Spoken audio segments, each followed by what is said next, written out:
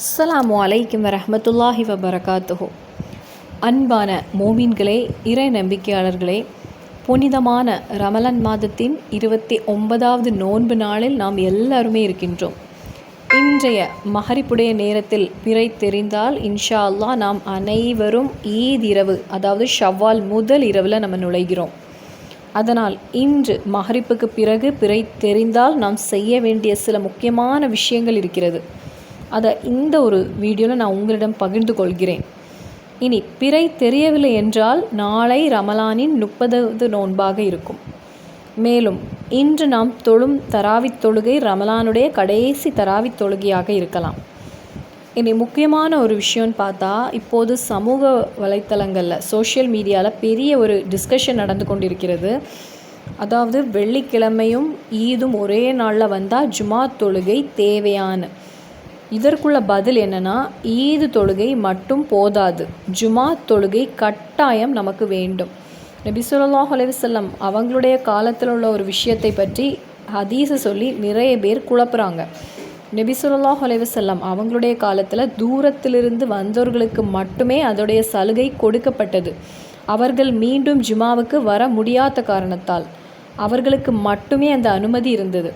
ஆனால் இன்றைக்குள்ள காலத்தில் நிறைய பள்ளிவாசல்கள் இருக்கிறது, போக்குவரத்து வசதி அதிகமாக இருக்கிறது, வாகனங்கள் பெருகி நிற்கிறது ஒவ்வொரு வீட்டிலும். அதனால் நமக்கு இந்த சலுகை பொருந்தாது. இனி பிறை தெரிந்தால் நாம் செய்ய வேண்டியது முதலில் தக்பீர் சொல்ல வேண்டும்.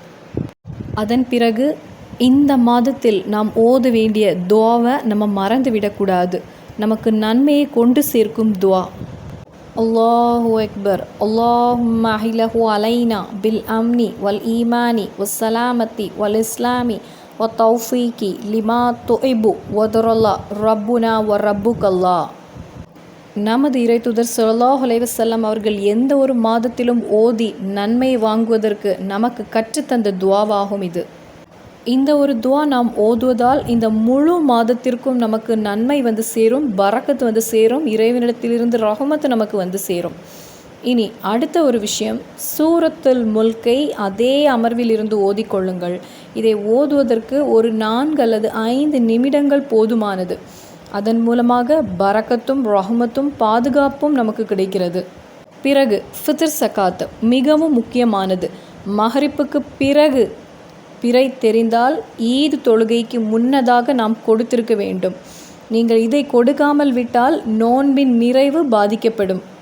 அதன் பிறகு திக்ரும் இஸ்திஃபாரும், தக்பீர் அதிகமாக சொல்லுங்கள், அஸ்தக்ஃபிருல்லாஹ் அதிகமாக சொல்லுங்கள். இதனால் உங்களுடைய குடும்பத்தில் பரக்கத்து கிடைக்கும், பிள்ளைகளுக்கு நன்மைகள் வந்து சேரும், பிரச்சனைகளிலிருந்து அல்லாஹ் தஆலா நம்மை பாதுகாப்பான்.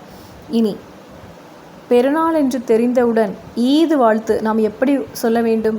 எல்லாரிடத்திலும் ஈத் முபாரக் ஈத் முபாரக் அப்படின்னு நம்ம சொல்லாமல் நாம் சொல்ல வேண்டிய முறை, இறைவனிடத்திலிருந்து ஒரு நன்மை, இறைவனிடத்திலிருந்து ஒரு அன்பு வந்து சேர்வதற்கு நாம் சொல்ல வேண்டிய முறை, தக்கபல்லாஹு மின்னா வ மின்கும் சாலிஹல் அக்மால்.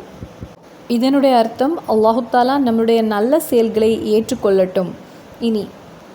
இனி பெருநாள் தினத்தில் நாம் எல்லாருமே சந்தோஷத்தோடு புதிய ஆடையை அணியும் போது நாம் ஓத வேண்டியது, இறைவனுடைய ஒரு பார்வை நமக்கு கிடைக்க, இறைவனுடைய ஒரு அன்பு நமக்கு கிடைக்க நாம் ஓத வேண்டியது, அல்ஹம்துலில்லாஹில்லதி கஸானி ஹாதா வரசக்னீஹி மின் ஹொய்ரி ஹவுலி மின்னி வலா குவா.